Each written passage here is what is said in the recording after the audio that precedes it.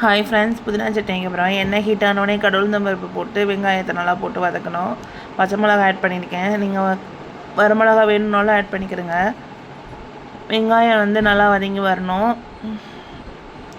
தக்காளி எடுத்து வச்சுருக்கேன். நான் தக்காளி கம்மியான ரேட்டுங்கிறனால கொஞ்சம் அதிகமாகவே எடுத்து வச்சுருக்கேன். உங்களுக்கு தேவையான அளவு எடுத்து வச்சுக்கோங்க.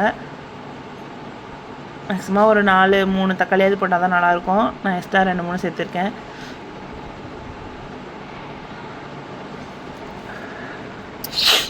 புதினா எடுத்து வச்சுருக்கேன். புதினாவெல்லாம் எப்போவுமே வந்து ஆஞ்சி இந்த மாதிரி டப்பாவில் எடுத்து வச்சுக்கிறது நல்லது.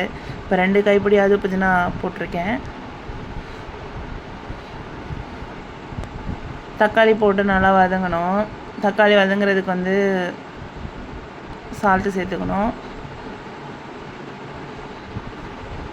தக்காளி வதங்கி வரும்போது புதினாவை போட்டுருணும். புதினாவும் கொஞ்சம் வதங்கணும். நல்லா வதங்கினவொடனே அரைக்க வேண்டியதான். வீடியோ பிடிச்சிருந்தா லைக் பண்ணுங்கள், ஷேர் பண்ணுங்கள், சப்ஸ்கிரைப் பண்ணுங்கள். நான் அரைச்சதை வந்து வீடியோ எடுக்காமல் விட்டேன். நல்லாயிருக்கும் புதினா சட்னி.